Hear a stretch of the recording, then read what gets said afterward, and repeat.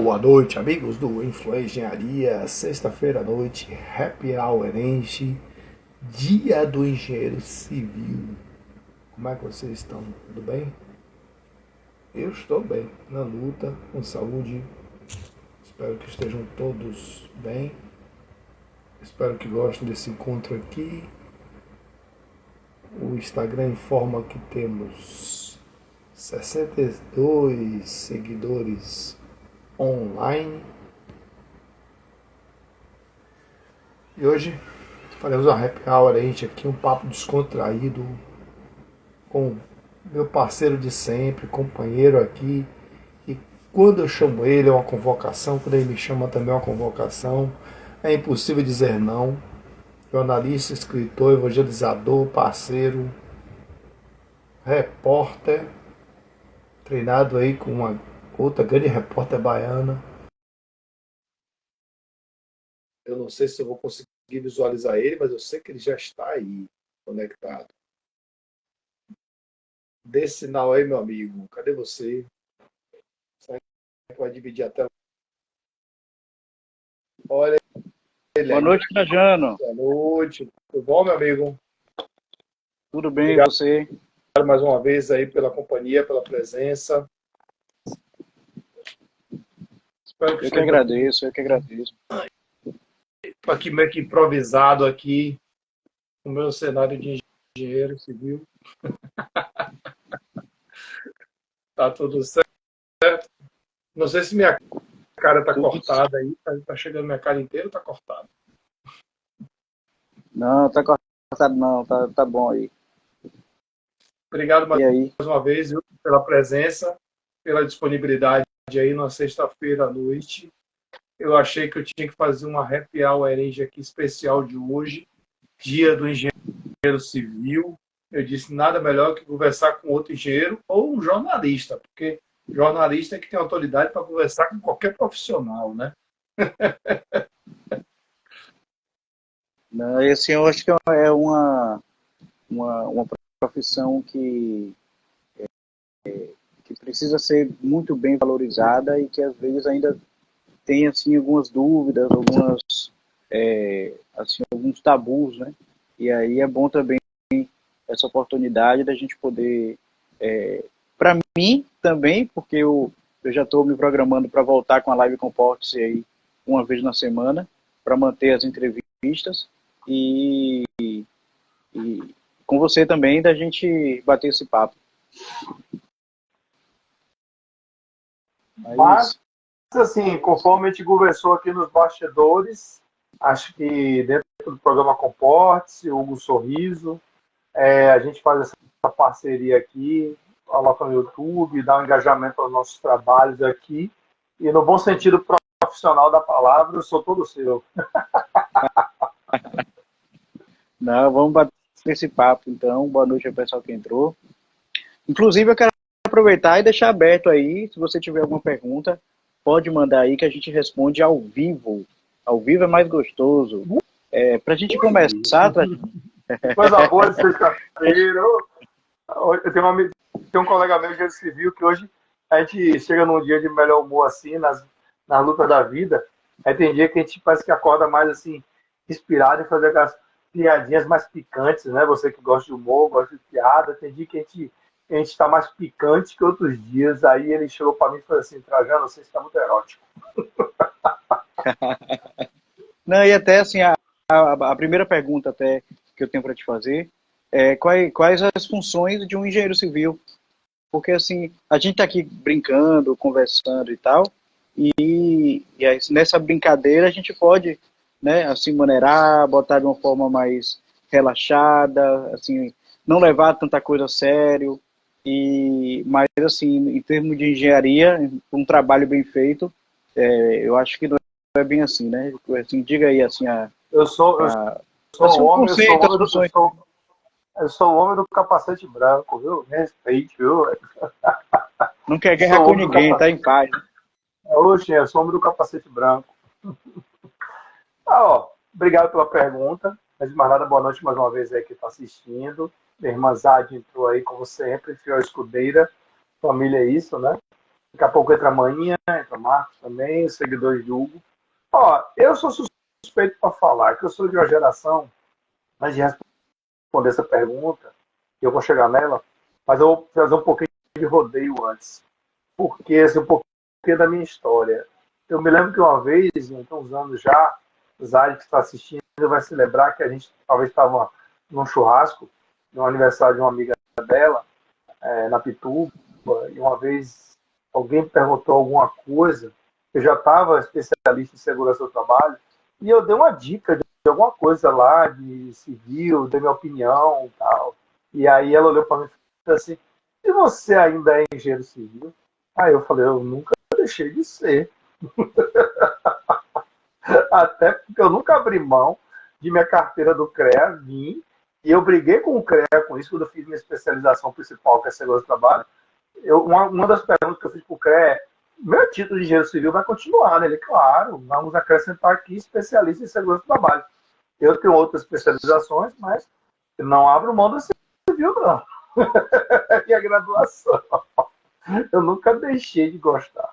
E eu sou de uma geração, eu estava falando hoje aqui de manhã, no onde está você agora especial que eu fiz, tá aí gravado, tá salvo, botei no YouTube também. Eu fiz um monólogo aqui. Eu sou assim meio doido, viu? Quando não tem alguém para falar, eu falo sozinho.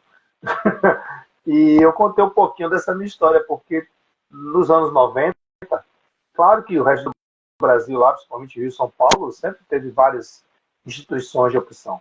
Mas Salvador, nos anos 90, fazer engenharia civil só tinha três opções: Católica, Federal e UFS, Feira de Santana, basicamente. Três cursos bons, até hoje são muito bons, referenciados. Eu sou da época do vestibular ainda, onde a gente ficava torcendo para o nosso nome aparecer no jornal, de grande publicação, à tarde, e só tinha Católica e Federal. Eu, como a gente diz no bom jargão, eu tomei pau no primeiro ano, fiquei arrasado, me isolei, me reinventei, uma fênix, me ressurgi das cinzas, e eu disse, eu vou fazer de novo. E aí, minha, minha mãe, família, sempre preocupado, perguntaram, por que você não bota uma outra opção aí para garantir, caso você não passe? Tipo assim, bota aí, com todo respeito, uma instituição maravilhosa que formou meu irmão, Cairu. Faz lá contabilidade na Cairu, que Cairu até hoje é muito boa. Fala de contabilidade, fala de Cairu. Outras boas também, católicas. Mas Cairu era a referência. Bota alguma coisa na Trabuco. Para quem não sabe o que é Trabuco, Trabuco é o que era antes a Fax, que depois virou Unifax, mas antes era Universidade Trabuco, que era também já super respeitada. Hoje tem área 1, FTC, Rui Barbosa. E eu disse, pô, não, eu vou botar de novo civil. E boa noite, cidade. Boa noite, Marcos. Aí eu disse que vocês iam entrar. As testemunhas aí, os irmãos, sempre me deram maior força nessas escolhas, na família sempre deu maior liberdade e eles também tiveram liberdade. E aí eu escolhi civil de novo e passei nas duas, graças a Deus. Lavei a alma e tive a honra de escolher a federal. Assim, podia ter escolhido católica, mas disse, eu vou fazer na federal, claro, né? Eu vou pagar. É um curso bom e não pago, público e gratuito. E assim, eu escolhi civil. Por que eu escolhi civil para chegar com a função dela? Eu podia ter respondido diretamente a essa pergunta, mas como é uma introdução, eu estou emendando essa introdução para responder a sua pergunta. Eu podia ter escolhido outras engenharias. Química, que eu gostava também, processamento de dados, outras coisas também e tal, mas o que civil, por questão histórica. Civil sempre foi a mais abrangente de todas. É a mãe de todas as outras engenharias. Até o nome civil, ela se divide em ser civil porque era civil e militar. Militar, não, já está dizendo, Forças Armadas, guerra, tudo, nos países. E civil é aquela voltada para a população mesmo, assim, na área urbana, rural, tudo, pontes, viadutos, casas. Eu disse, poxa, eu quero engenharia civil porque ela é mais abrangente e eu vou poder lá dentro escolher para onde eu vou. E aí, já chegando na sua pergunta, o que o engenheiro civil faz? Para saber o que o engenheiro civil faz, a gente tem que saber onde é que a engenharia civil atua. A engenharia civil, se você falar assim, até para você mesmo, que é jornalista e outras pessoas, quando você fala assim, civil, vem à cabeça o quê? Primeiro, eu vou lhe devolver a pergunta. Quando a gente fala em engenharia civil, vem o que à cabeça? Rápido. Rapaz, Oxê, rápido? algo civil, por de sociedade, de civilização, aí você me Mas, pegou. mas de construção, vê o que na sua mente que o país ele é civil. Vem a sua mente construção, né? De quê? Onde você está aí agora? Sim. Onde você está aí agora? Eu tenho certeza que você mora num prédio, você está numa laje. Tem uma parede atrás de você que eu estou vendo. Então as pessoas pensam logo um piso, uma parede, um teto. Construção civil, propriamente dita, vem à cabeça das pessoas. Então, engenheiro civil é só para construir prédio. Será? Então, bora sair de casa. Para você entender o que o engenheiro civil faz. Bora sair de casa agora.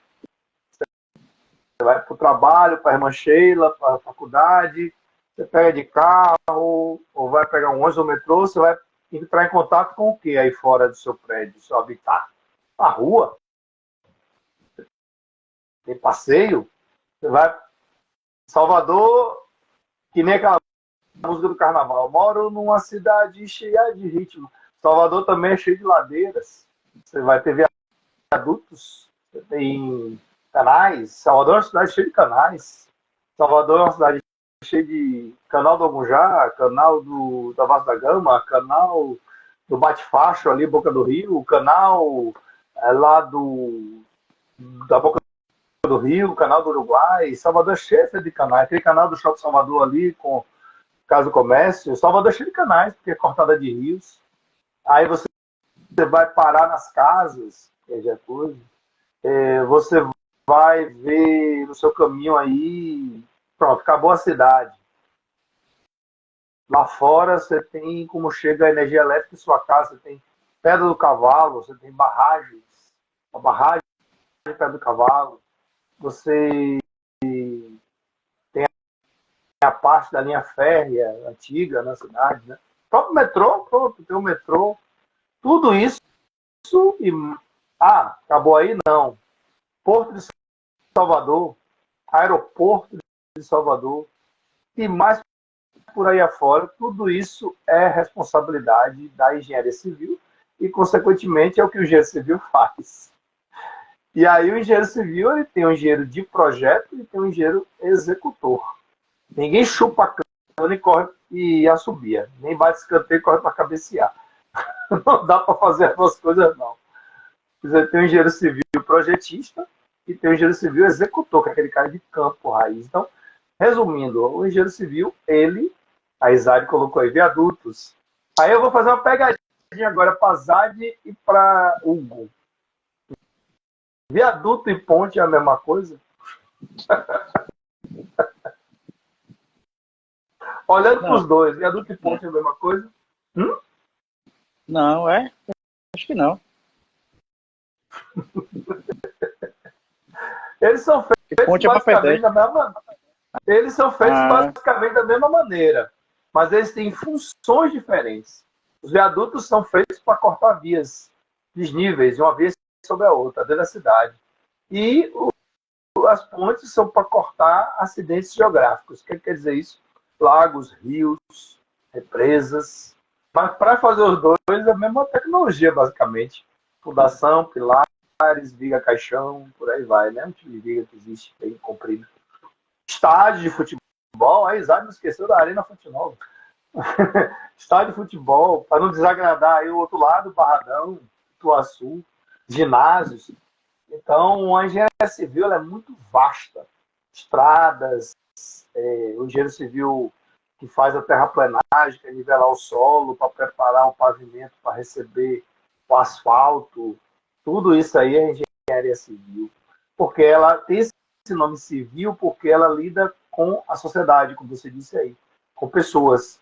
A engenharia militar faz tudo que a civil faz, só que voltado para defesa, guerras. Se você pegar, por exemplo, assim, essas forças de paz do exército brasileiro, quando eles vão aí para África, Haiti, em lugares de conflito, eles vão para reconstruir.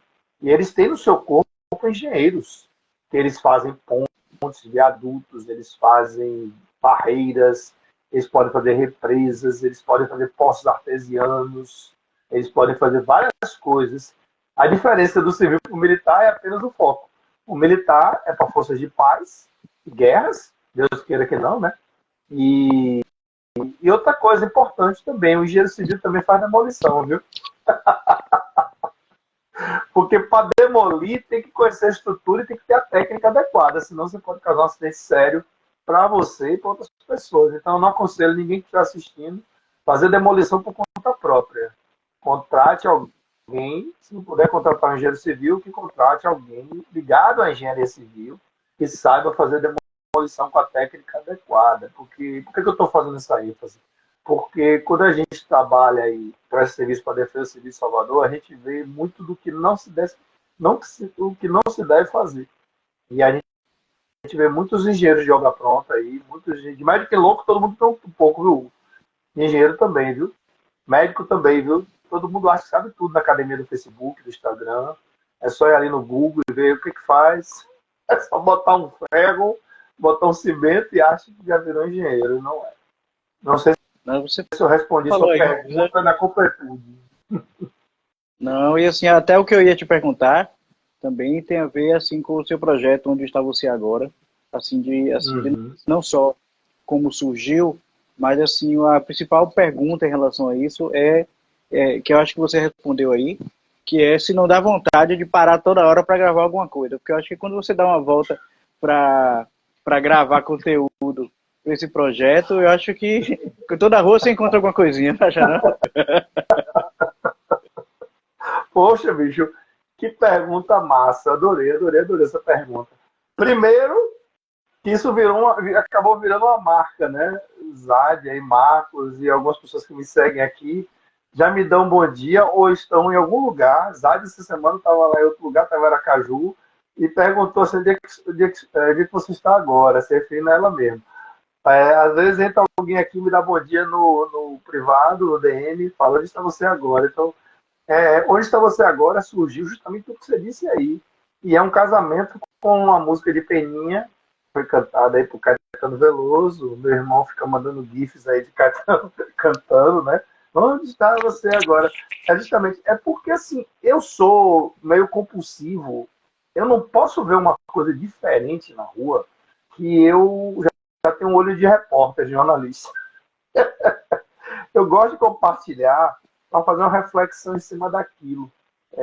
O projeto Armadilhas Urbanas mesmo, que eu já antecipei aqui, que eu já dei um spoiler, que é um trabalho que eu já venho fazendo. Depois a gente vai amadurecer essa ideia com sua ajuda aí, com sua ajuda aí de jornalista, né? Me ajudar nessa revisão aí. Não vou dizer o que é ainda, mas é um projeto que já está na gaveta aí, já tem mais de 10 anos. Mas eu vou desenterrar esse projeto com a sua ajuda aí. Depois a gente vai dizer o que é. Mas é justamente essa minha inquietação. Mãe entrou aí, bem-vinda, manhã, boa noite. Minha mãe é engraçada. Minha mãe tinha pavor de conhecer o WhatsApp, que dizia que isso é difícil. E hoje ela navega e bate papo. Depois eu apresentei para minha mãe o Instagram, ela disse muito complicado isso. Mas volta e meia está entrando aí no History, está compartilhando e está interagindo aí com uma boa companhia. Minha mãe tem até Alexa. Minha mãe, de vez em quando, tem umas discussões lá com a Alexa. Ela fica brigando com a Alexa, que a Alexa não viu direito. Eu falei, minha mãe, você tem que chamar a Alexa pelo nome primeiro, porque ela tem que ser educada. Alexa, por favor. Então, assim, onde está você agora? Essa minha inquietação de ver, às vezes, absurdos e passar um pouco da minha indignação. E chega a ser engraçado, porque às vezes eu estou temporariamente num lugar, meus contratos temporários aí, com todo respeito, aí, não vou citar nomes, mas o diretor do órgão que eu estou, a vez já me abordou, falou assim, mas rapaz, você estava ali, não sei o que lá tudo, você estava lá falando daquela rua com um buraco quebrado, eu falei assim, tal, eu estou lhe ajudando, eu estou ajudando a sociedade. Aquela rua ali, eu subi na ladeira, estava patinando, eu podia usar os canais burocráticos, mas você entenda do meu lado também que eu preciso de engajamento. Eu preciso de visualização e curtida. Mas eu não ofendi ninguém, eu apenas eu nem vou me comparar aqui com a Lojuca, a Namira, Cão. Eu apenas relatei minha indignação de que, às vezes... É porque eu tento levar a questão da prevenção. Eu faço um casamento assim, entre civil, segurança do trabalho e outras coisas, para que a engenharia se torne próxima das pessoas. É tipo a engenharia pública. Você vê um poste torto, saiba seus direitos. Saiba para quem ligar. Você vai ligar ali para o... Se é prefeitura, liga para o 156, diz que Salvador. É da Coelba, ligue para o telefone da Coelba, cobre tanto protocolo. Eu tenho um pouco de PROCON na minha vida, assim, de advogado de PROCON. A gente tem que entender os direitos que a gente tem, a gente paga caro por isso. A gente paga caro de impostos, a gente paga muito caro e não sabe muitas vezes os caminhos para chegar aos direitos. E quando a gente procura os direitos, as pessoas desistem muito fácil, não é assim. Aí vem a pessoa quer reclamar de alguma coisa, eu vou direto ali em Bocão, Juca, não sei quem, Casemiro e tal. E às vezes os órgãos têm que funcionar. Então, assim, tem que ter protocolo, tem que ter um bom atendimento. Essa semana eu vi um cara lá numa moto que ele encostou perto da gente, estava passando mal, a galera se juntou, ele estava sentindo um pouco de dor de cabeça, tontura. E eu fiquei, a gente, né? Eu não, né? A gente ficou indignado, porque todo mundo ligou para SAMU, e demorou muito de chegar. O cara estava com dificuldade de fala, dor de cabeça, e estava para ter um piripaque ali. A gente ficou com receio de tocar na vítima e levar ele para uma coisa. E o SAMU pegou GPS, um sistema normal de acontecer antitrote e tal. Um link que a gente confirma o GPS. E eu sei que o cara só chegou a ambulância ali quase 1h30 depois. E olha que a gente estava perto do centro da cidade. Estava perto de uma base do SAMU. Então, assim, a gente sabe que o SAMU tem suas necessidades, tem suas demandas, tem sua estrutura que carece muitas vezes de infraestrutura. Mas peraí, poxa, eu estou perto de uma base, no centro da cidade. O trânsito não estava engarrafado. Então, acho que os órgãos, em geral, eles precisam operar melhor. A gente sabe da dificuldade, sabe do sucateamento, muitas vezes, da manutenção. Mas aí já estou fugindo do assunto aqui, já seguiu. Mas, assim, porque onde está você agora, eu aproveito também muitas vezes para a Defesa Civil. Eu estou na reta final de contrato agora. A Defesa Civil me proporciona muito assim, conhecer um lado mais social da engenharia, que vai além da questão que o pessoal chama cartesiano. A vulnerabilidade da sociedade, como as pessoas vivem. A gente aqui está no nosso apartamento, pode não ser de luxo, de rico, mas a gente tem comparado com a Salvador que a gente vê aí em termos de infraestrutura e estrutura, a gente, né, tem que dar graças a Deus pelo que a gente tem, porque que está aí fora, a Salvador que não aparece no turismo é uma Salvador de madeira, é uma Salvador de palafita, não existe mais, é uma Salvador de barraco, de supapo, de beira de encosta. Por mais que tenha melhorado, evoluído, muitas concessões foram feitas, a gestão que está aí atual, sendo apolítico aqui, não é partidário, mas melhorou muito, a estrutura foi muito pior, mas ainda tem muita coisa a ser feita, e a gente tem uma população aqui que, quando ouve o nome engenharia, eu vejo assim, a palavra engenheiro, ela associa logo uma coisa cara, de luxo, não tenho dinheiro não, eu vou procurar aqui fulano, que é o pedreiro, aí você fica, ó senhora, pedreiro, com todo respeito, ele entende de massa, de revestimento, mas ele não entende de estrutura. A senhora não puder contratar um engenheiro, a senhora contrata um mestre de obra experiente, que mexa com a estrutura. Não é pedreiro, não. Pedreiro, com todo respeito aos pedreiros, eles vão fazer paliativos aqui. Isso é barato para sair caro. Mas onde é que eu posso encontrar um engenheiro? A senhora tem que procurar o CREA. O CREA tem que lhe dar uma alternativa de uma engenharia mais pública. A senhora pode procurar a associação de moradores, a prefeitura bairro mais próxima, para lhe dar dicas. Mas o senhor não me indica ninguém, não. Eu falei, não posso, senhora, porque é uma questão de conflito de interesse. Eu, enquanto servidor, mesmo que temporário, eu não posso indicar. Mas a senhora pode procurar aí com os vizinhos, técnico de edificação, alguém, mas enfim. Então, onde está você agora, muitas vezes, é chegar numa comunidade. Tem um que eu fiz, que eu estava num lugar chamado Pinicão. Aí o nome assim parece que assusta, né? Tudo assim. O nome técnico é bacia de sedimentação. É uma área que a Embasa usa para coletar esgoto, não fica assim mal cheiroso. ele vai sedimentar o esgoto, adensar esse esgoto, depois ela recolhe o lodo, faz um tratamento. Mas por ser uma bacia de sedimentação, de esgoto, ganhou esse apelido pinicão, porque recebe M, né? Então, assim, e aí a questão social, ela cresce em torno desse pinicão.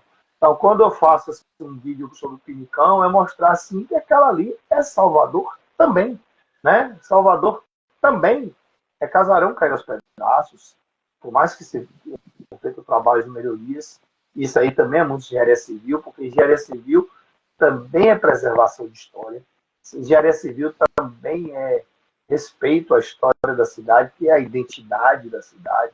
Então, órgãos como o IPSFAM, IPAC, junto aí com o CEDU, Defesa Civil, são órgãos muito importantes para essa manutenção da nossa história, que é a nossa identidade.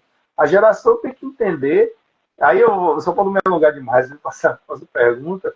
Quando você tem obras de grande porte aí de civil, metrô, por exemplo, o Campo da Pólvora ali, quando estava escavando, achou um bocado de coisa que muitas vezes não estava nem mapeado e catalogado por esses órgãos. E aí, quando você encontra algumas coisas, tem que guardar, porque remete, aí entra os antropólogos, entra o pessoal da arquitetura, que não, isso aqui tem que guardar, vamos cadastrar isso aqui. Olha que coisa barata, né? Para quem não sabe, ali, aquela área da Praça da Sé, ali, mais ou menos perto da Cruz Caída, né? Que o pessoal fala. Para quem não conhece ali, se situando, é na entrada do Pelourinho, que é toda gradeada, ali é chamado de Cemitério dos Jesuítas. O Cemitério dos Jesuítas ali foi descoberto meio que por acaso, porque estava tendo uma escavação para fazer a reforma da praça e começaram a achar ossada, que não estava nos registros lá dos órgãos. E aí eu disse, peraí, bora ver se não é direito aí. E aí eles identificaram, cruzaram as informações e disse, não, para manter o turismo aqui, vamos deixar esse piso aqui aberto. Não vamos pavimentar ele, não. Então ficou aquela grade, você anda em cima da terra embaixo, onde é o chamado Cemitério dos Jesuítas, né? Que é aquela parte ali entre a Cruz Caída e a entrada do Pelourinho, literalmente ali, né? A Basílica ali também, adentrando ali do São Francisco, etc. Mas vamos lá, onde está você agora?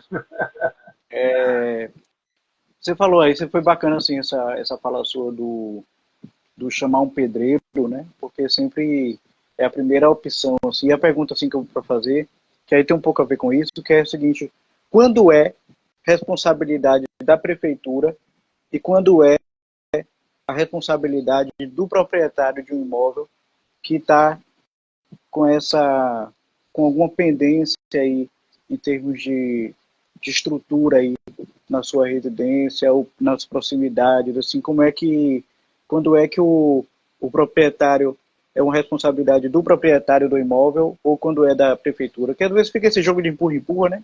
Então, assim, como é que limita isso? Como é que tem, assim, alguma situação de exemplo que mostre quando é de um, quando é de outro?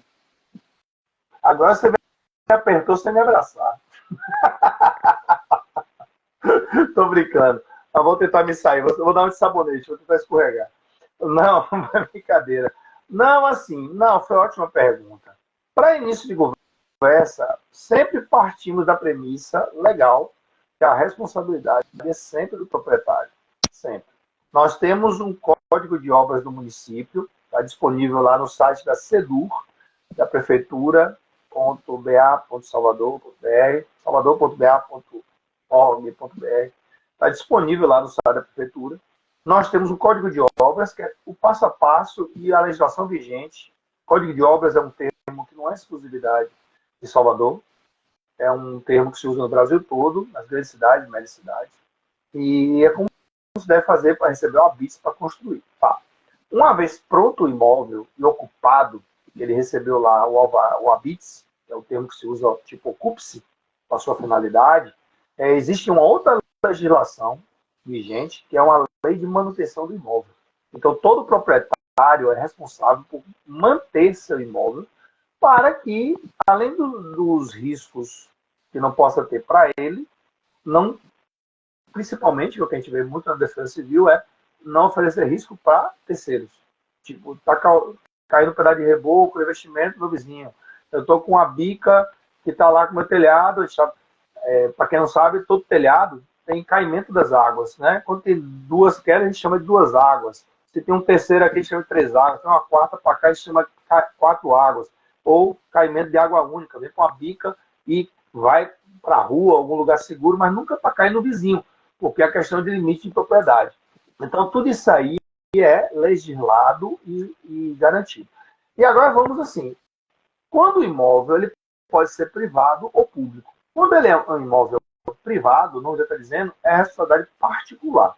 Mesmo o imóvel privado, ele pode estar numa área tombada ou não tombada. O que quer dizer isso? Tombado é um termo administrativo de proteção da história daquele imóvel. Tipo assim, eu sou dono de um imóvel que está dentro do Pelourinho, ou no Largo 2 de Julho, ou estou ali na Ladeira da Preguiça, ou estou ali no Comércio, que é uma área tombada pelo patrimônio histórico porque resgata as raízes da cidade. O proprietário ele é responsável pelo imóvel? Sim. Ele pode fazer as reformas que ele quiser fazer? Pode e deve. Mas ele tem que seguir algumas regrinhas dessa legislação que eu citei, do Código de Obras do município, da Lei de Manutenção, e não pode ir de encontro, de confronto com a questão do tombamento definida pelo ISFAM ou o IPAC. O que é ISFAM ou IPAC? Depende de quem está cuidando daquele tombamento, né? E aí a responsabilidade é sempre do proprietário. Qual o grande problema hoje de Salvador e de grandes cidades brasileiras? Porque isso aí a gente não vê na Europa, nos países do velho mundo, que já tem isso consolidado, não tem problema com isso. Espanha, Madrid, Barcelona, não tem esse problema que Salvador tem. Mas tem um problema aqui social. Muitas vezes esses imóveis, o proprietário, ele é conhecido, mas não tem condição da manutenção, não tem poder financeiro para cuidar dessa manutenção. E aí você tem uma barreira jurídica também que o Estado, o poder público, não pode pagar por você. E aí quem tem que cuidar, quem tem que desembolsar é o proprietário. Aí vem aquele ciclo vicioso, Hugo. Ah, mas o imóvel está oferecendo risco para transeuntes. Mas o dono não tem condição de arcar. Aí fica o que você acabou de dizer. Aqui é jogo de empurra. A Defesa Civil vai lá, notifica, orienta, instrui, que é o limite da ação dela, educativo, orientativo. Tem a SEDUR, que vai com o poder de polícia administrativa e diz, notifique-se, senão você vai tomar multa e faça. Aí fica aquele ciclo vicioso, porque o proprietário muitas vezes não tem condições de fazer.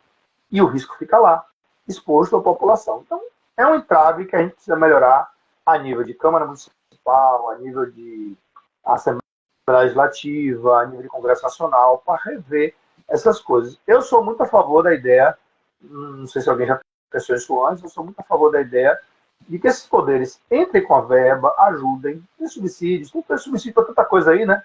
Gás, GLP, um bocado de coisa, entra com subsídio e depois cobra retroativamente isso aí do proprietário. Agora, tira o risco da população. O que acontece muitas vezes é isso. Isso que eu estou falando tudo é quando o proprietário é conhecido e não tem condição. Mas tem outras situações piores, que é quando tem um proprietário desconhecido ou ignorado, ninguém sabe de estar, ninguém viu, e esse imóvel fica lá e ele é literalmente invadido. Aí já é uma questão social, pessoas sem teto, pessoas de rua, e aí tem a questão dos racizeiros, a questão das drogas, a questão da vulnerabilidade social, e essas pessoas precisam ser acolhidas, essas pessoas precisam, muitas vezes não quer sair dali, porque está se protegendo do básico do ser humano, questões de segurança, se protegendo da chuva, do frio, está com fome, e teto é um negócio que você tem que ter. E aí, nesses casos, de uma forma muito competente, os órgãos públicos aí atuam com engenheiros, arquitetos, serviços sociais, enfim, ficam nessa minimização, digamos assim, redução de danos disso aí. Mas é complexo. É complexo porque, por mais que o corpo operacional desses órgãos trabalhe de uma forma brilhante, competente, eles esbarram em limitações legais e os nossos políticos têm que sentar para dizer, bora mudar isso aqui, entendeu? Porque eu vou trazer em números aqui, que engenheiro gosta de números, né? Eu não sei como é que estão os números hoje, porque eu estou fora desse setor diretamente falando. Mas eu me lembro que nos anos 2000, o Jornal à Tarde botou na capa que Salvador tinha mais de 400 imóveis em situação de risco, dos quais 140 era iminente, ou seja, podia cair a qualquer momento um pedaço inteiro. Eu não sei como é que estão esses números hoje, mas assim, ainda tem um número alto aí. A gente viu mais recentemente aí o caso do prédio ali do Taboão, que caiu a platibanda. Para quem não sabe o que é platibanda, é aquela muretazinha que fica na parte de cima, escondendo o telhado, separando o telhado da rua. Ela não caiu inteira, mas ela caiu meio que rasgando assim um pedaço e acertou um carro embaixo. Podia ter acertado uma pessoa e matado. Isso foi à luz do dia. Aí vem aquela pergunta que não quer calar. Aquele prédio já tinha sido vistoriado? Já. Já tinha sido notificado? Já. Mas, infelizmente, a legislação não deixa os órgãos ir muito além do que isso. Eu não posso, como algumas pessoas pensam, algumas pessoas pensam, por que não demolir logo? Por que não meteu a marreta? Não é assim. Existem questões jurídicas que protegem o proprietário. O poder público também, ele tem um lastro jurídico, ele não pode chegar assim, estou vendo nosso para cair, vou meter a marreta. Logo aonde? Não, ainda mais no imóvel tombado. Você não faz isso no imóvel particular, quanto mais no tombado. Você tem que ter uma autorização de um juiz ou uma autorização do proprietário dizendo que pode demolir, né, entendeu? Então, às vezes é um jogo burocrático que às vezes está muito engessado, é um negócio muito complexo. Trajano, mas tem isso lá em Praga, em Madrid, no Coliseu de Roma? Não. Não, porque lá eles já têm uma cultura prevencionista, uma legislação mais consolidada que protege o cidadão, entendeu? Mas deixo claro aqui que os órgãos envolvidos, todos que você tem aqui, todos fazem o seu trabalho dentro de suas limitações e com muito profissionalismo. Mas a gente tem questões legais aí que deveriam estar sendo tratadas por Câmara de Vereadores, Assembleia Legislativa, Congresso Federal, Congresso Nacional, no que cabe a Espanha, Pacto. E aí a engenharia civil muitas vezes ela é vilã. Ali, esse é o engenheiro civil, burro, é um engenheiro que fez errado.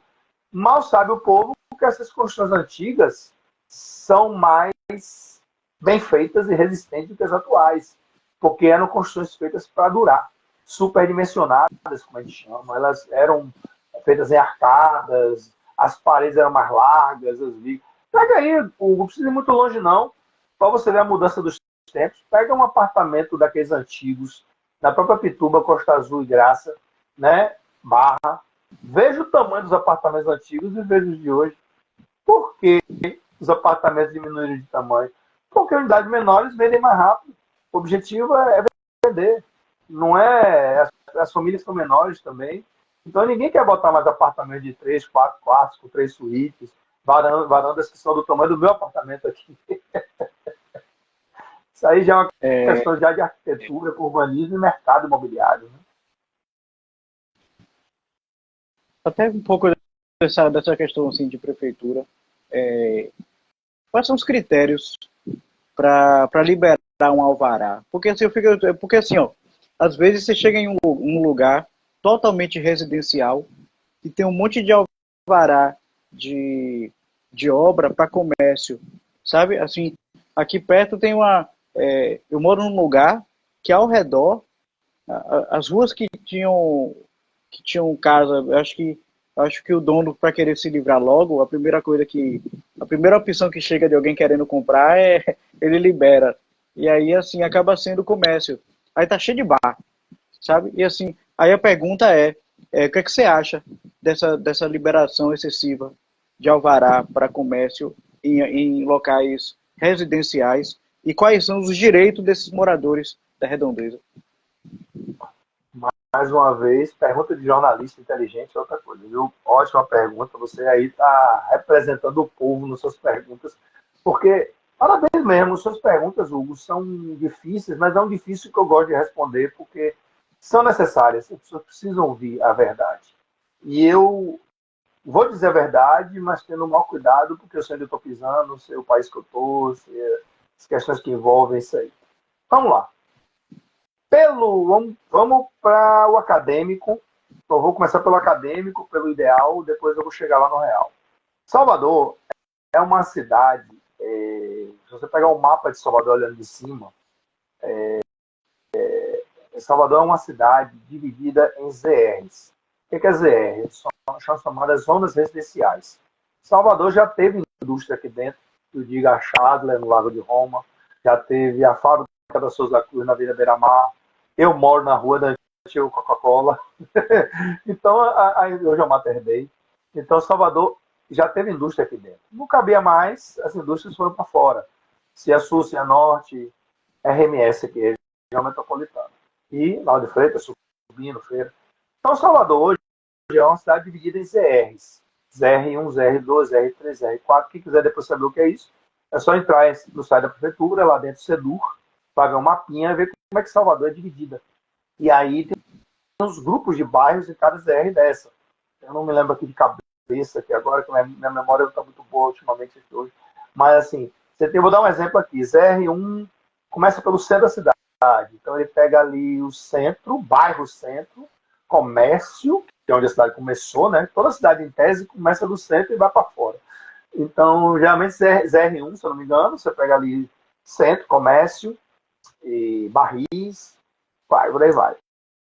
Aí vai ZR2, não sei se aqui de cabeça é Barra Graça, Barra Avenida, pau. Aí depois vem ZR3, Rio Vermelho, Pituba, Amaralina, até chegar lá ZR8, ZR9, vai lá Cajazeira, vai subindo, Lobato, Valéria, Palestina.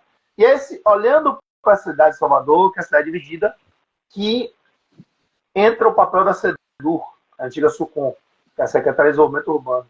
Ela é composta por arquitetos, engenheiros, urbanistas, e chama de ocupação do solo do município, justamente para ordenar o controle, o papel do município, evitar os abusos, o PDDU, que é o Plano de Diretor de Desenvolvimento Urbano, é o gabarito da orla, como os prédios vão estar afastados, crescidos, espalhados, se vai caber ali um shopping, um posto de combustível, escola, universidade, e aí você, a partir daí, qualquer projeto que é dado entrada na prefeitura, que é a legislação do Código de Obras do município, a taxa que vai pagar, o cálculo que é feito, os documentos que tem que apresentar, ele vai rodar a prefeitura toda. A SEDUR é a porta de entrada e também é a porta de saída, que dá o alvará de construção, demolição, reforma, ampliação, tal, tal, tal.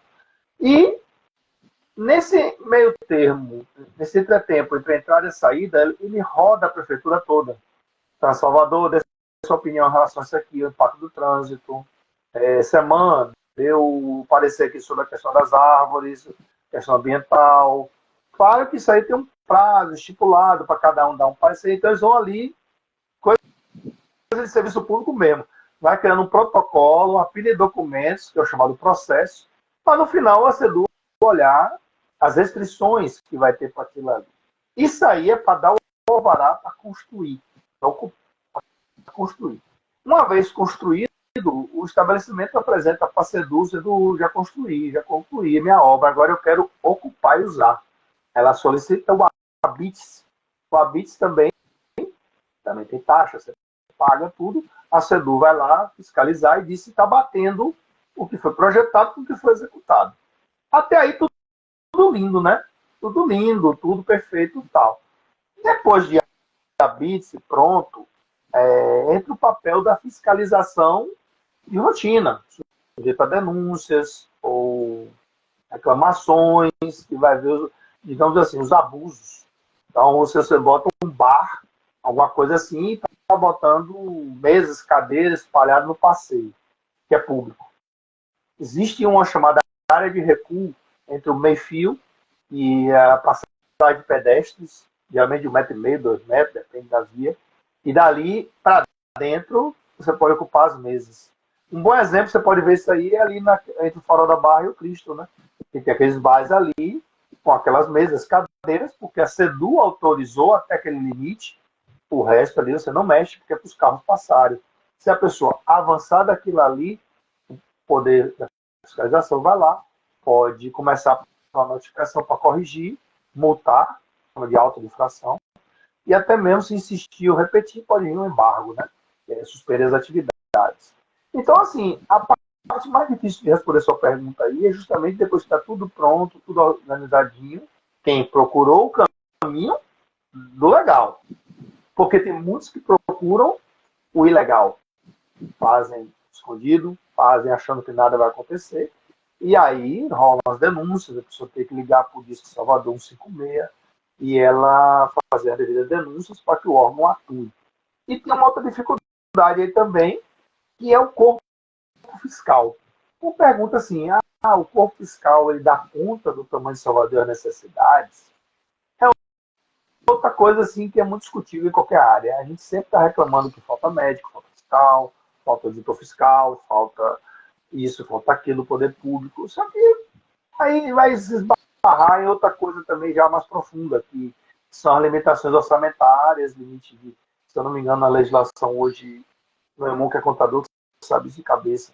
Acho que você não pode ultrapassar 70% da folha, do orçamento com folha de pagamento, e aí tem questão de salários que não são atrativos, aí isso dá evasão de profissionais, né? Então você não pode botar mais fiscais como você gostaria, depende do orçamento de cada município, e aí falta fiscal para atuar. Mas assim, isso são políticas muitas vezes reativas, Hugo, porque na verdade se a gente tivesse políticas proativas, investindo em educação, esclarecimento, sabe? Mas tem trabalho nas escolas? Tem trabalho em faculdades? Tem trabalho nas comunidades? Tem. Mas é muito pouco, muitas vezes. Então, quando a gente tem uma cultura prevencionista, e o brasileiro, infelizmente, tem isso ainda muito enraizado, da lei de Gerson, né? A questão do meu jeitinho. Só para você ter uma ideia aqui, uma coisa curiosa que eu vou falar, é que quando chega carnaval, tem esses profissionais aí concentrados no carnaval e ficam profissionais fora do circuito cuidando do dia a dia da cidade, que não está na festa. E é uma coisa certa que muitas vezes eles se aproveitam que muito da força pública está concentrada no carnaval e adiantam, em aspas, as obras clandestinas. Adianta aquela obra, está todo mundo olhando para o carnaval lá, então bora tacar o pau aqui a obra. E aí rola as denúncias. Claro que tem os plantonistas que ficam cuidando da rotina da cidade, que a cidade está deserta, né? Ficam lá 2 milhões de pessoas nos 3 circuitos, né? Dodô, Osmar e Batatinha. E o corpo está comendo aqui com as obras irregulares, porque acham que o poder público vai estar desligado e não está. Ele tem uma equipe de plantão que vai atuar justamente naquelas obras escondidas, né? Digamos assim. Então, a sua pergunta foi profunda, foi complexa.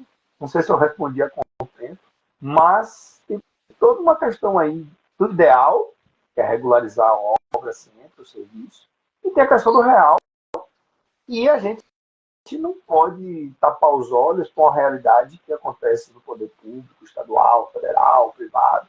E ninguém está isento de corrupção, ninguém está isento de que a comunidade às vezes chega para o nosso ouvido e fala, pode ter propina, ali tem suborno, tem conflito de interesse.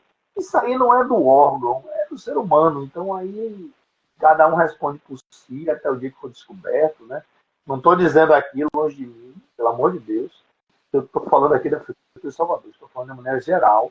E a gente vê aí em Tropa de Elite, as coisas que acontecem lá ali nos bastidores, né? Aquela cena da oficina, dos flanelinhas.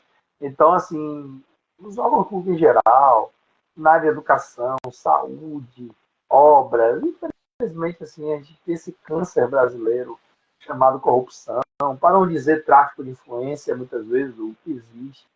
Isso aqui está ligado a um político tal, está ligado a alguém fulano de tal, e às vezes é o cara do assessor, do parlamentar, do não sei o que é amigo do fulano, e às vezes quer lhe dar carteirada, me ajuda aqui, mas eu tenho um contato de fulano aqui no meu celular, qualquer coisa eu ligo para ele, tentando intimidar, muitas vezes o servidor honesto, né, está ali fazendo só o dele, né.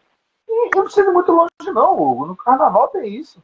Carnaval, você falou aí de poder público, E o trio elétrico para baixar um som, meu filho, se você for tentar baixar o som, está passando dos limites, que é 107 decibéis.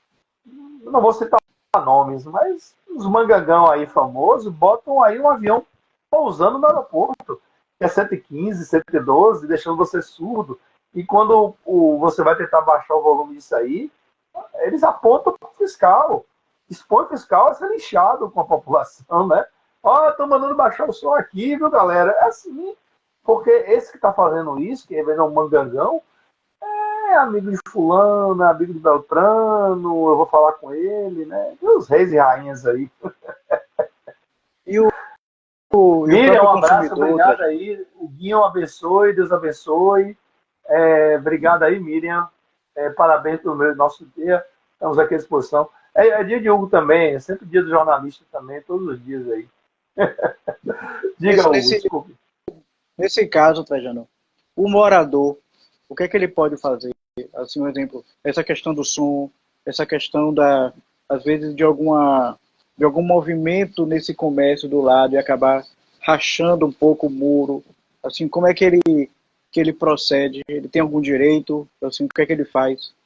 Tem todo o direito. O primeiro caminho, o caminho do questão do som, é assim, eu adoro música. Mas Salvador, durante muito tempo, eu não sei se ainda está, mas tinha o título de cidade mais barulhenta do mundo. Não sei se ainda ostenta esse título. Quando eu falo barulhenta, não é só música alta, não. Salvador é uma cidade que buzina demais, moto buzina demais, carro buzina demais, pessoas gritam demais no comércio. Em geral, a cultura musical de abrir mala com som lá turbinado, envenenado, a questão dos shows, nada contra show, nem trio elétrico, nem nada que eu também gosto. Mas Salvador passa dos limites. Eu não sei como é que está hoje, mas aí, para responder sua pergunta, é o seguinte: o caminho natural, o Disque Salvador, que é um canal de denúncia da prefeitura, um 56, ele funciona em horário comercial.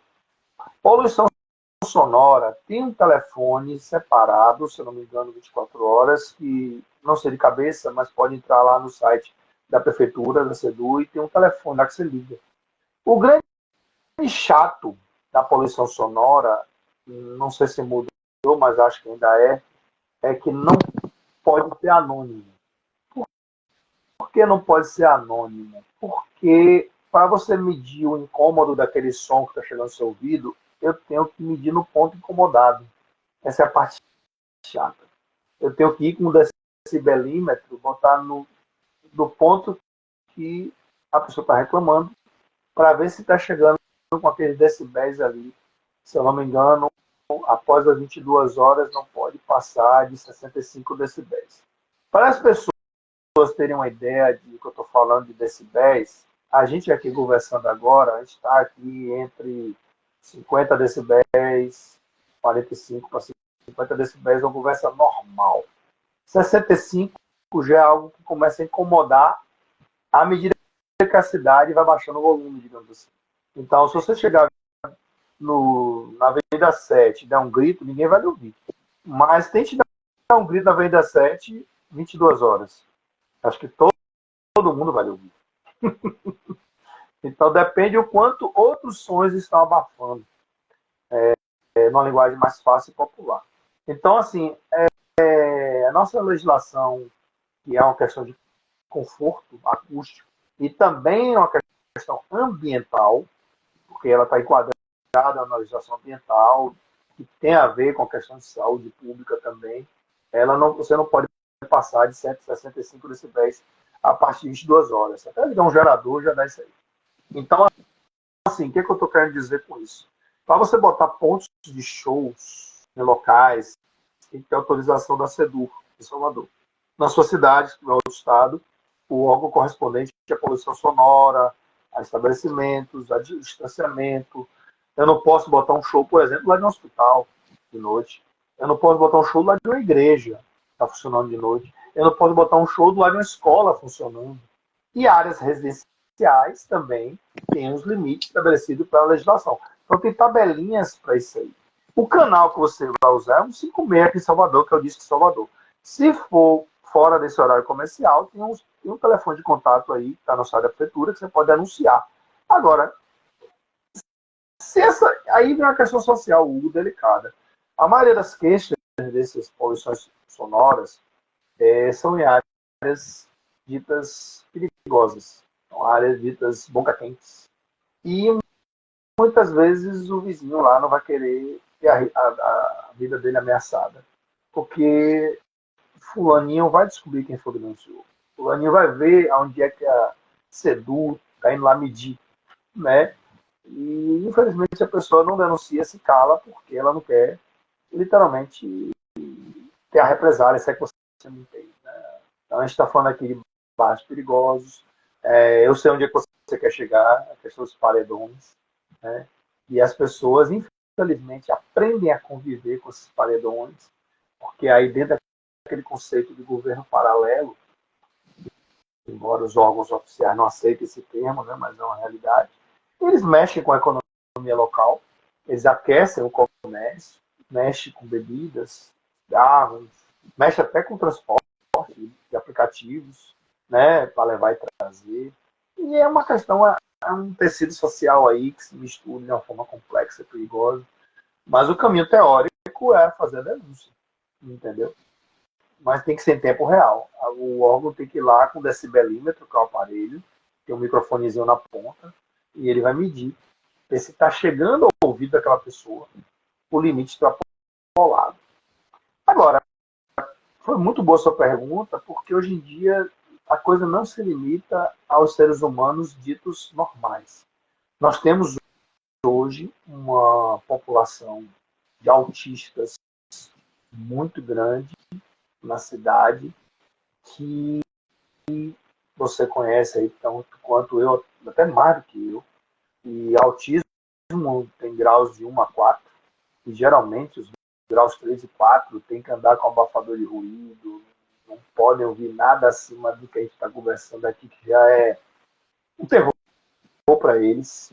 Os animais também, que não podem ser ignorados, são companhias de muitas pessoas. Os animais sofrem muito com isso, com bombas, com estouros, música alta. Eles têm um ciclo orgânico deles.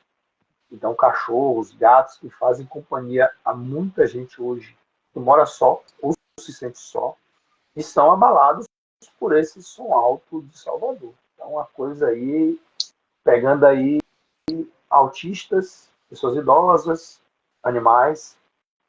Desculpe a demora em responder, porque as perguntas são complexas, profundas, e eu me sinto na obrigação de ir além. Não, foi massa. E assim, eu tenho uma pergunta, assim, talvez até para a gente se aproximando aí para encerrar, que é assim, qual é o seu conselho para aquela pessoa, para aquele jovem que está na faculdade hoje estudando engenharia, ou que está estudando para fazer o Enem, né, no mês que vem, e que quer fazer engenharia, quer começar a trabalhar com isso, assim, tem algum conselho para esse estudante que vai ser o profissional que vai estar no mercado amanhã? Meu conselho, Hugo, é o que eu dei para mim mesmo, e eu dou para qualquer pessoa. A acreditar no seu potencial, no seu sonho, na sua aptidão, no seu amar aquilo que você quer. Pode acontecer no meio do caminho você mudar? Pode. Mas se você está com vontade, gosta daquilo, não se prenda à questão se está dando dinheiro ou não está dando dinheiro. Faça o que você gosta. Por que eu estou dizendo isso? Porque hoje nós, você sabe muito bem disso, até porque você também, assim como eu, a gente não parou na graduação. A gente não pode mais achar e se iludir que uma graduação basta. Então, você quer ser engenheiro civil? Seja, a fundo. De lá você vai fazer outras especializações. Esse negócio de trabalho é mais comum, que eu fiz, ou muita gente faz. Você pode, de repente, envergar aí para a área de petróleo e gás, que é uma área também muito aquecida. já foi mais para mim, hoje nem tanto.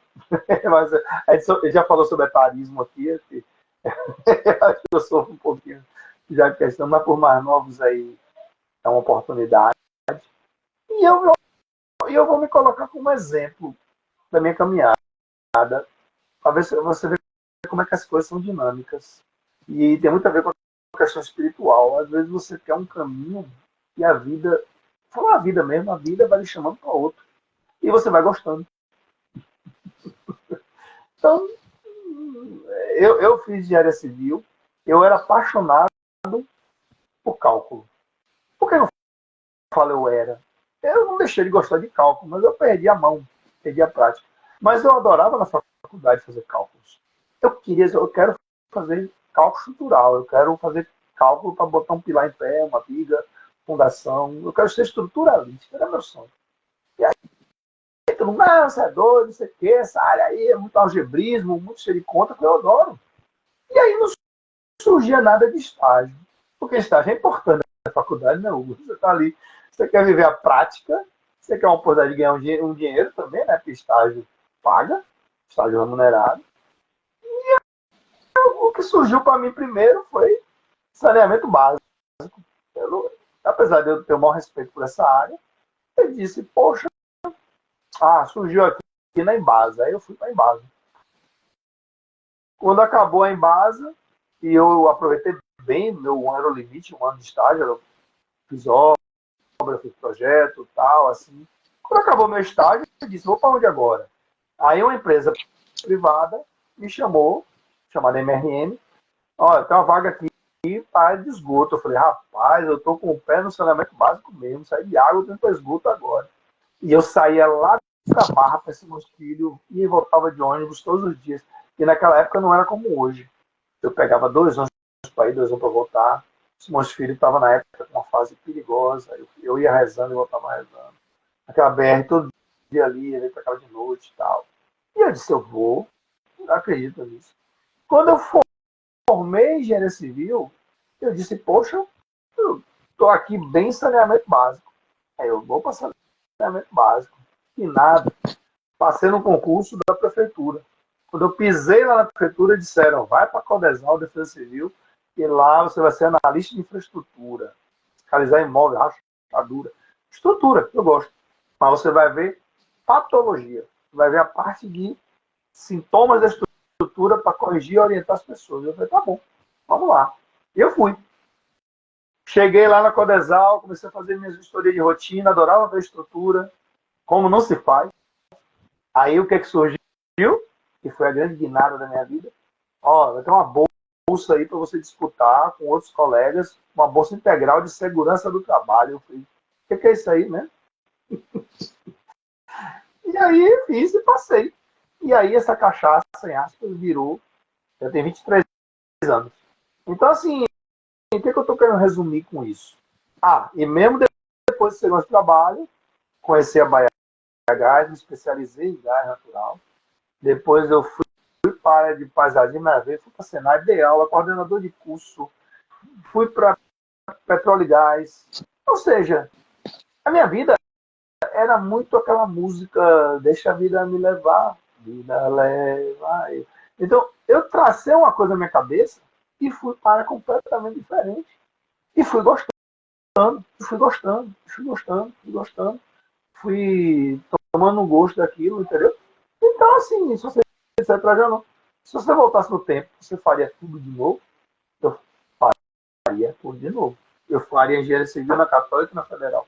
Se vacilar, ainda em feira fazendo a UEPS. É porque eu gosto muito de tradição. Com todo respeito às outras, eu gosto muito de tradição. Eu gosto muito de confiança naquela instituição. Então, assim, meu conselho para os jovens é esse. Acredite. Quando eu escolhi engenharia civil, o mercado não estava bom. Estava difícil. Mas eu disse, não, é isso que eu quero. É isso que eu quero acreditar. Eu fui. Então, o mercado, gente, ele sobe e desce, ele sobe e desce, ele sobe e desce. Mas o que vai ficar é a sua vontade, o seu gosto, o seu amor pela profissão. Eu tenho certeza que o Hugo aí escolheu jornalismo, porque gosta de ler, escrever, criar aquele senso. Não sei se a veia de Hugo é investigativa, né, Hugo? Eu não sei se o Hugo tem um desejo aí de ser um âncora internacional para estar ali no meio da faixa de Gaza, com um colete, né?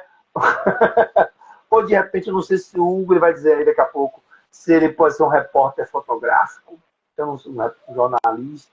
Não sei se o Hugo vai ser aquele cara que ele quer ser, o sonho dele, ser aquele, eu vejo aqui 2 programas que tem na Mala Pronta e CNN Gastronomia e Viagem, né?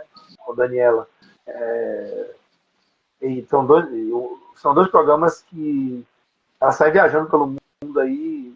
Eu acho massa isso, tá? Não sei se elas são jornalistas, mas, assim, são áreas assim, que eu acho legal. O jornalismo ele tem muita coisa parecida com medicina e engenharia civil. Você pode escolher uma área ali, né? E, poxa, eu quero ser repórter, que esse cara do Fantástico, que só pega aqueles crimes pesados, né? Passa a semana inteira ou mais preparando matéria para o Fantástico, para falar de um caso do menino que morreu, que não sei o quê. Aí vai lá a fundo, fica cara a cara com o assassino. Eu falei, não sei se é a praia de Hugo aí, ou ele teria coisa, né? Tipo aquele repórter que chegou na cara do repórter que esquartejou aquele menino, aquele Japinha, e ele perguntou, você não se arrepende, não? Olhando para o assassino, assim. Eu falei, Deus é mais, não sei se eu queria essa veia, não, né? Ou então o próprio Pedro Bial, que estava lá na queda do muro de Berlim, sei lá. Enfim, esse é meu conselho, mas eu sei que você está com a língua coçando aí, deixa eu falar alguma coisa. Não, não, não. Você vem. E você sempre fala aquela coisa, né? Assim, de. A pessoa que começa a estudar, ela já é profissional. Então, assim, Sim. já tem que entrar, já tem que começar. Eu fico assim. Até em termos de prova mesmo, como o Enem que vai ter, né? Eu fico assim pensando, rapaz, a pessoa vai. Acho que lógico que pode, né? Você ir de bermuda, ir de sandália. Só que eu acho que muda tanto tudo quando você vai fazer a prova com roupa como se você fosse trabalhar. Porque aquilo ali é o que você está focado, é o que você está. Então, assim, pode ir de sandália, beleza. Mas, assim, e se eu encontrar uma pessoa ali que vai ser o meu chefe, sabe? E ele, mesmo que eu tire a nota boa, eu acho que tem então essa questão de você encarar isso mesmo como já profissional, mas até por conta do tempo, quero. Você tem aí quer fazer alguma consideração final? Eu perguntei para o entrevistador sobre a veia dele, ele não me respondeu. Eu quero saber qual é o sonho, qual é o sonho, ou era o sonho de Hugo na linha de jornalista e o que, é que você achou desse comentário que eu fiz, dessas linhas? Assim, ou você quer ser repórter mesmo? Para Quer ir ser para um a guerra, não jornalista ia de não. artes? Quer ser um jornalista de artes, entretenimento? Fala aí. De comportamento. O programa Conforme. Comporte-se, eu criei ele na faculdade. Então, assim, a intenção é levar ele mesmo para o rádio, é levar ele para a TV, para fazer uma mistura de altas horas com caldeirão, sabe? Então, mas assim, inclusive, eu fiz rádio e TV também, na época, né? Então, assim, não me formei em rádio e TV, mas assim, tem uma galera massa que foi da minha turma naquela época. Então, mas sempre foi para essa coisa de compartilhar notícia boa, de trazer reflexão e tal, de auditório ao vivo, sabe? Mas por isso que é importante, quando você vai fazer uma prova, você se apresentar como profissional. É a mesma coisa quando a pessoa que está estudando, se ela sentar na mesa e imaginar que ela está na mesa dela de trabalho, ela vai ter outro ânimo para estudar. Agora, se sentar para estudar, às vezes de cueca samba canção, sabe? Tudo bagunçado ao redor, sabe? Assim, é como se tivesse um peso, ela acaba não. A energia não flui. Então, assim, bem interessante isso, porque não é. O profissional vai ser lá o que ele estiver sendo na faculdade. Então, assim, você acha que aquele colega que sempre não fazia nada, sempre ganhava os pontos do grupo que fazia tudo, sabe? Ele vai chegar lá no mercado, pode dar uma de esperto na hora, mas vai sentir falta lá, sabe? Vai chegar uma hora que a vida vai colocar ele numa situação que ele vai precisar usar a informação que ele faltou. Então, assim, isso é sério, sabe? Não é um simples vestibular, por exemplo. Mas, assim, com certeza eu não estaria lá, não. Só se fosse um enviado mesmo especial, um salário legal, né, na Globo, até, né? Assim, SBT também e tal, mas, assim, a minha via mesmo é mais essa área comportamental mesmo. Legal, muito Mas... bom.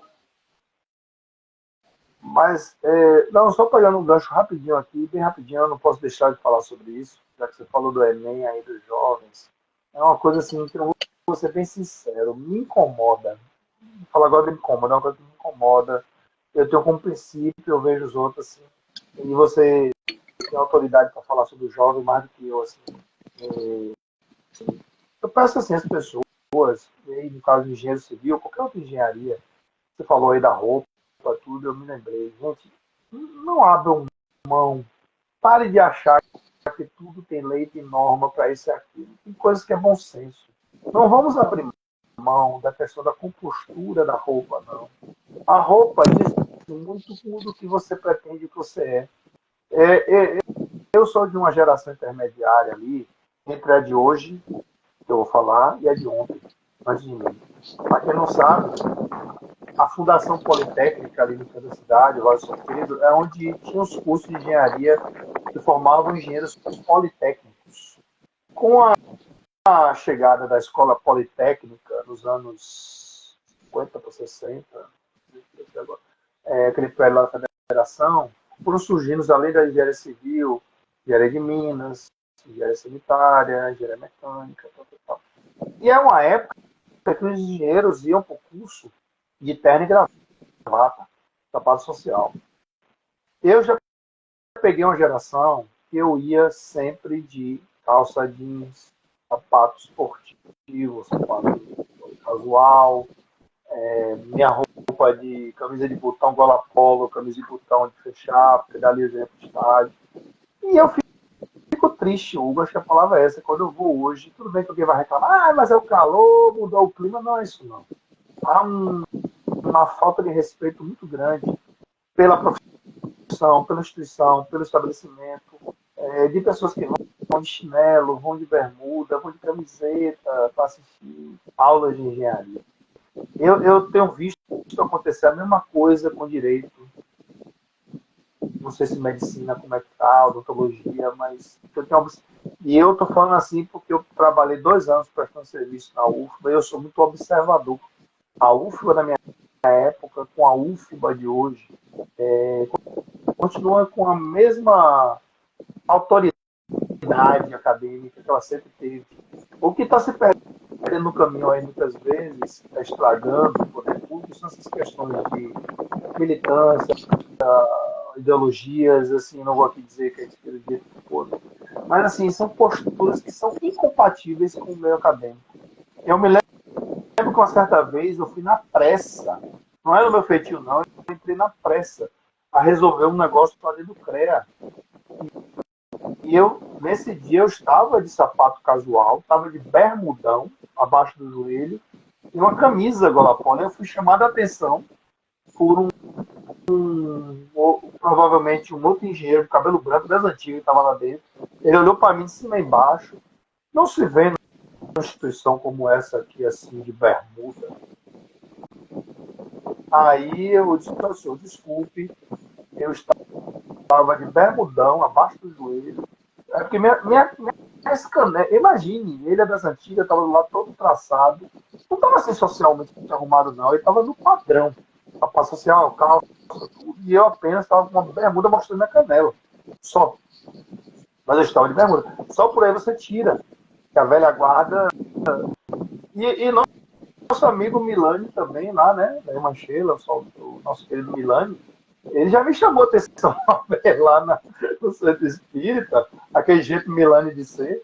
Porque teve uma vez que eu fui assistir uma palestra, eu tava de bermuda. E eu tava calçado, de bermuda, camisa de manga, e ele me chamou a atenção, olhou de cima pra baixo, assim, igual esse engenheiro. E falou assim, aí ele levava naquele humor, né? De Milani, né? Você conhece, né? Trajano, uma bermuda. Ali, você sabe o que ele estava dizendo na verdade, né? Olhando para mim com aquele jeito debochado, ele estava querendo dizer assim: não se usa bermuda isso aí. Então, assim, os jovens de hoje, gente, eu sei que o calor tá grande, tome mais banho frio, mas não deixe de ir para a faculdade, que é sua segunda casa. Ninguém tá pedindo você ir com roupa social, blazer, não, mas uma calça normal, discreta, nada de roupas discretas no meio acadêmico. Ninguém tá pedindo você de manga comprida, mas bote a camisa de manga, nada de camiseta, faça a barba, pinte a barba, não ande, sabe, ande com o mínimo de compostura. Quem não se lembra, Hugo, daquele caso de Gleisi Arruda, né? Que repercutiu, o cara estava entrando na faculdade com aquela roupinha colada, e era uma faculdade particular e a faculdade barrou ela. Bicho, regras são regras, regulamentos são regulamentos. Não tem esse negócio de eu faço o que eu quero, não. Aí tem que ter compostura. Não senta na igreja de canga e biquíni e sunga, né? Não se entra no tribunal de roupinha curta. Então, os meios acadêmicos também, eles pela história deles merecem respeito. É isso que eu queria considerar. Tá? Maravilha. Trajano, obrigado, viu, por esse momento. Eu que agradeço, viu? O entrevistador aqui está na tela inferior aqui, mas o comando é dele. Eu que agradeço aí pela nossa negociação, sua disponibilidade, essa happy hour especial aqui de engenheiro civil. Eu sei que o horário, alguém pode dizer assim, pô, mas happy hour é 9 horas? Não importa. Continua sendo uma hora feliz, continua sendo uma hora de prazer. Obrigado aí por quem está entrando aí, a galera de Hugo aí, minha família, os amigos. Espero que vocês botem um aviãozinho aí, compartilhem, divulguem com força. Eu vou deixar salvo aqui no Engenharia, vou botar o Hugo como colaborador. Se o Hugo permitir, eu vou deixar disponível no YouTube, no canal Engenharia. São canais ainda engateando, deem essa moral, gente, curtam aí, assistam outros vídeos no Instagram, lá no YouTube, vejam aí os vídeos do programa Comporte, assistam aí o Evangelho do Lar de Hugo. Tem muitos programas, né, Hugo, para a gente fazer no sábado e domingo aí em casa, né? Ver as lives, comentar, divulgar. E obrigado mais uma vez aí pelo Dia do Engenheiro Civil, meus colegas, nunca deixei de ser, tenho orgulho de ser, e eu sou daquela velha guarda que eu encaro minha profissão. Ela é muito importante para cada passo que eu dou nas minhas especializações de segurança do trabalho, qualquer área que eu atuo. E um agradecimento especial aí também à minha irmã que fez, Zade, Marcos, também Zade aí, minha mãe, que foram minhas irmãs patrocinadoras. E sem Deus no céu e elas aqui embaixo, isso aí nada poderia ser possível. E minha família, meus irmãos, minha família que sempre deu liberdade. Lá em casa é um advogado, um engenheiro, uma enfermeira e um contador. Lá em casa ninguém copiou ninguém. E a gente aprende muito um com os outros nas resenhas, nas conversas. Eu aprendo muito com minha irmã enfermeira, algumas coisas que ela ensina. Né? Lá em casa é proibido falar costurar paciente, a gente fala sutura. Né? Meu irmão advogado vem lá com o habeas corpus dele, o outro contador vem com o passivo ativo do balanço comercial e a gente vai aí se aprendendo mutuamente. Obrigadão, viu? Obrigado, Belly. Obrigado aí, Belly. Obrigado por conseguir. Viu? Obrigado pela confiança. Beijo, Belly. Boa noite, gente. Até semana que vem, né? Semana que vem a gente faz outro. Outro, obrigadão. Obrigadão antecipado aí. Bom final de semana para todos aí. Boa semana iluminada. Que Deus abençoe o canal de vocês aí. Valeu. Obrigadão, Gão. Tchau. Tchau, abração.